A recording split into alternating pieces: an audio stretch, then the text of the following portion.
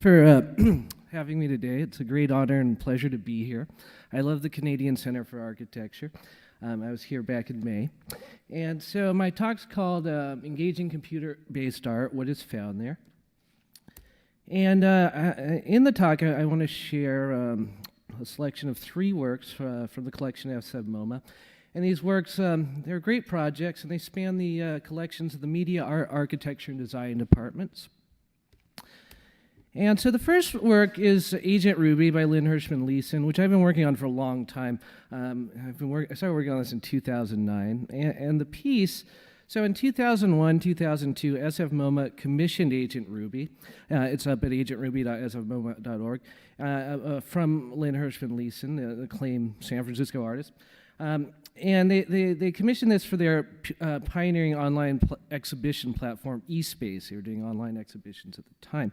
And so Ruby is an artificially intelligent web avatar that is shaped by and reflective of encounters and adventures it has with their users. You go and you chat with her. And Ruby was conceived as an e-dream portal, a new experience in expanded cinema, originating from the character Ruby, played by Tilda Swinton in Hershman Leeson's 2002 feature film, Technolust. And so I was asked by the museum to help with the conservation and care efforts for Ruby, and we began the process of documentation.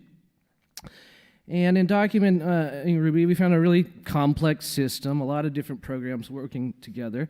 There were multiple servers, one that served up a public interface, and another that facilitated the dialogue between the user, and yet another server, which is the artificial intelligence interpreter.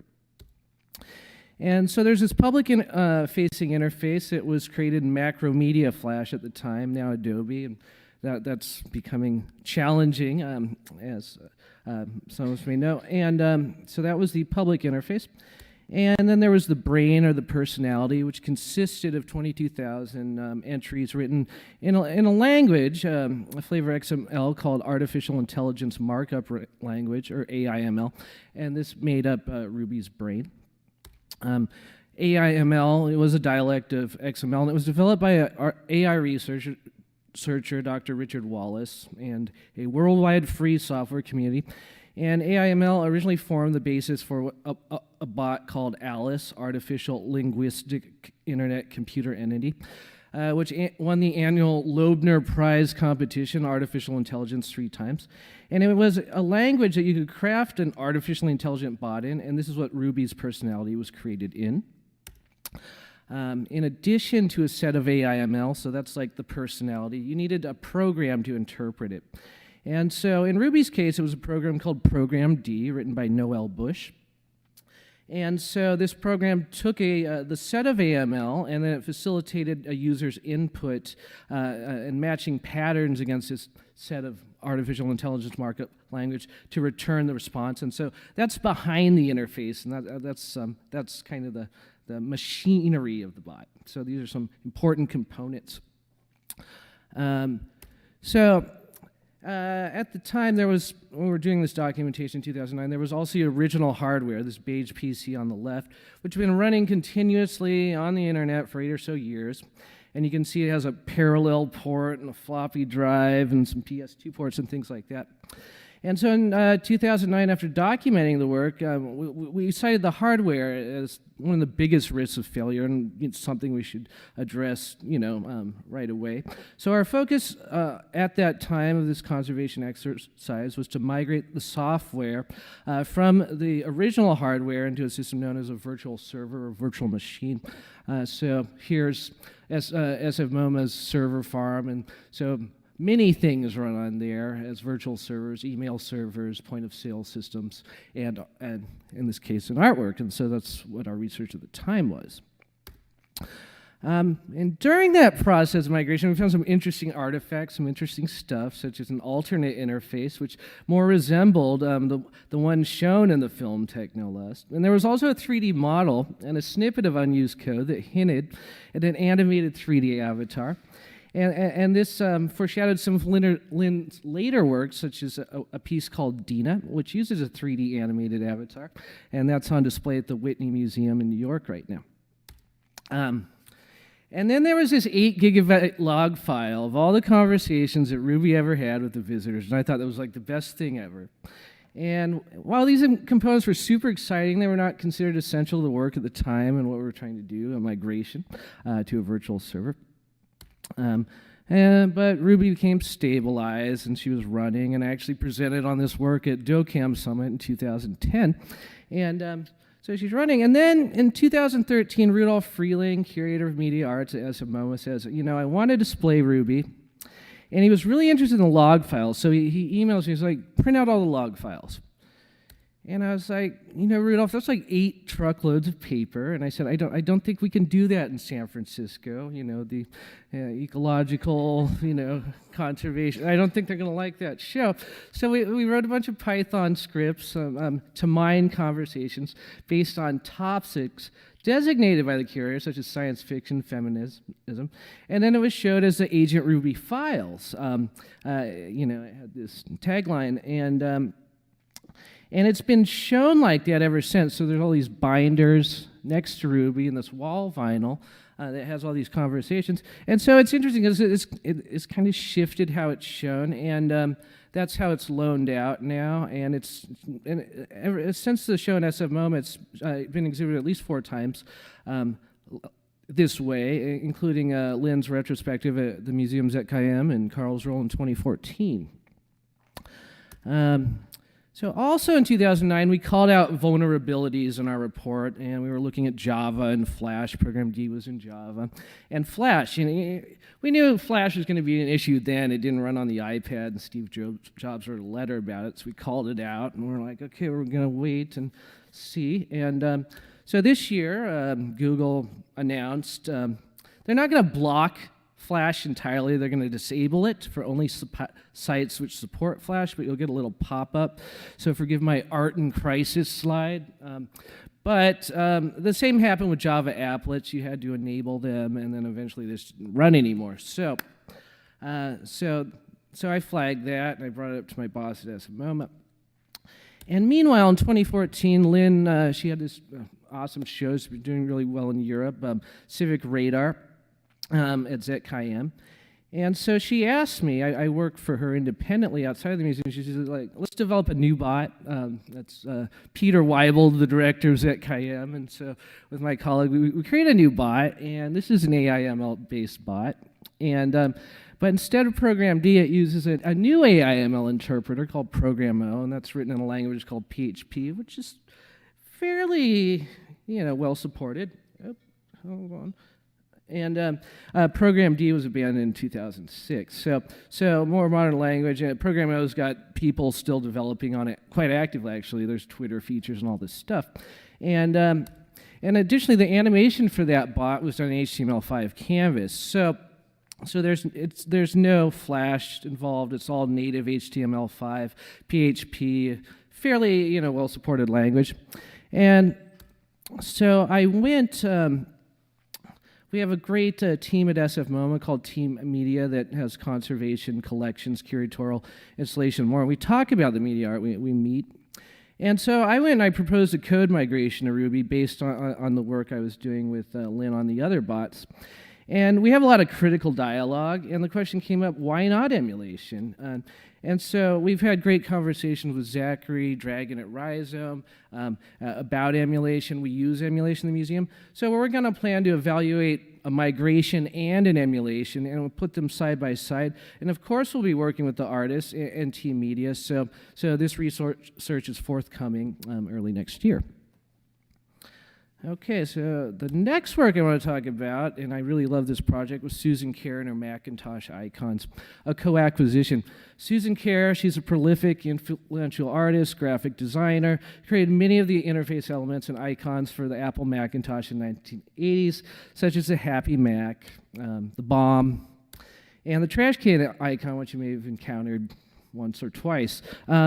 She also designed the Solitaire interface for Microsoft Windows and many other very influential, many other designs. And so she made a gift of her sketchbooks to two museums, a joint gift to two museums, SFMoMA and MoMA last year. And so here's a few details of her sketchbooks. In addition, she's like, I've got this box of 300 floppy disks, and I don't really know what's on them. And we were like, whoa, we got so excited about this. Really excited. This was like conservation dream, digital media dream. But we also knew there's a lot of barriers to access here. Obsolete media, 3 1/4 floppy disks. I haven't had a floppy drive for a while. File systems might not be readable anymore. And we might not have the original software that created the files. It might be some weird image format or something like that. So these are things we tackled. And so the first order of business was to tackle the obsolete media, get the data off those disks. So there's a great piece of hardware called the CryoFlux, and it was developed by the Software Preservation Society. That's largely based in Europe, and this is driven by the games community. Software Preservation Society used to be called the Classic Amiga Preservation Society, and they wanted to preserve all the games so they could run them in emulations. So there's a nice piece of hardware and a floppy drive, and they'll sell you this as an institutional license or a personal license if you want to. If you have an archive of floppy disk. And there's a great piece of software as well. This facilitates reading the disks, helps detect errors, and so it helps you make an exact image, virtual image, a bit-by-bit perfect image of a floppy disk. So we went through all 300 disks and batches of disk images, and a lot of them, on OS 10 or modern operating system, I just click and and the files would open, and so this was great. But then we had a percentage, maybe about 20%, I don't know the exact number, where we get no mountable file systems, and so we're like, oh, there must be some corruption, and so that's what we thought, and we kept trying, and so we're collaborating, and my good colleague Ben Fino-Radin at MoMA, he's like, well, I'll try and opening them in this emulator, Mini VMac. It's a Macintosh 128K emulator, and they opened fine, and it turned out these 20% of disks were in the Macintosh file system format, which Apple dropped support for in OS 8, but they opened fine in emulators, so we were like, woo, we're back on track.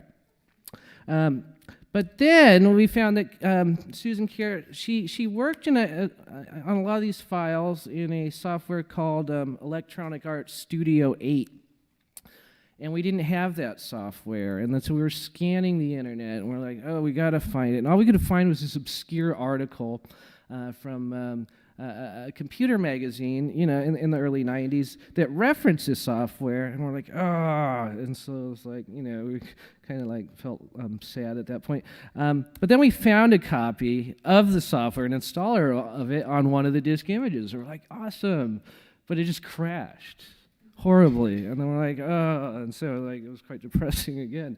And so we keep trying all these things, and eventually we just opened them in Photoshop 1, and they opened, and so we found some of these beautiful treasures, and so that was kind of luck, a cautionary tale.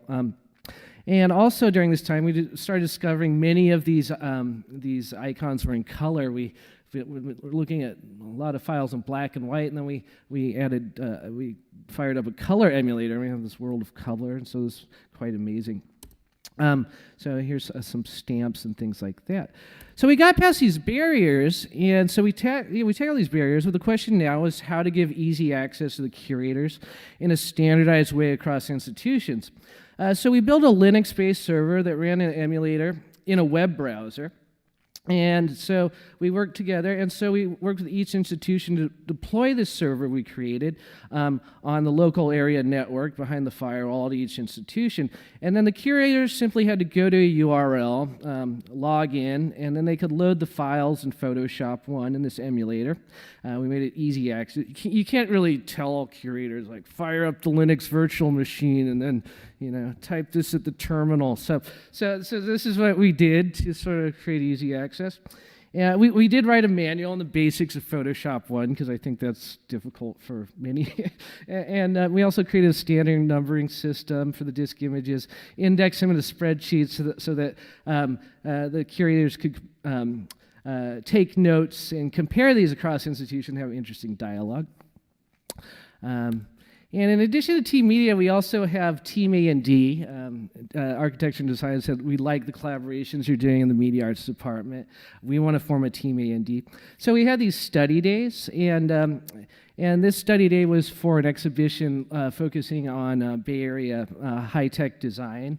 And we asking questions like, well, how do you show a Palm Pilot? Or should we get an exhibition copy of a Macintosh 128K? And questions like, how do you show Google Glass? And then I made a Raspberry Pi with the mini VMAC emulators. Like, maybe we should show the icons like that. So we have a lot of discussions, group discussions, critical discussions about modalities of display and things like that. Yes. Okay, 5 minutes. Okay, I'm just going to shoot through this last one really quick. Greg Lynn, I know the CCA has done some great collaborations with Greg Lynn. He's an innovator in redefining the media of design with digital technology, as well as a pioneer in the fabrication of complex functional ergonomic forms using CNC machinery. And for Biennial Interior, 2012, he created a prototype for a motorized, compact living cocoon that rotates to provide space for relaxing, sleeping, and bathing. So this is Room Vehicle Prototype 2012, and here's an image of it, and it's a thing. And so in this increases living space that, as it rotates, 150 meters of living surface is realized within a 60-meter footprint. And so it's a very interesting model. And so that was the 1/5 scale model. There's also a 1/20th scale model. And SFMoMA acquired the 20th scale model in 2015. And so a loan request was made, and so it recently got deinstalled. So we took the period to do great documentation, beautiful construction, carbon fiber shell that had been cast in a CNC mold. The interior's 3D printed and gimbaled, so it always balanced the rotation of the house. And it sat on top of this shell with two NEMA 23 stepper motors that controlled the pan and tilt. And God, I just love this. I went out and bought a 3D printer as soon as I saw it, and now I know too. But stepper motors are very precise, and they have a series of coils. And with computer-controlled stepping, you can achieve very precise positioning and speed control. These are the little computers, the stepper controllers.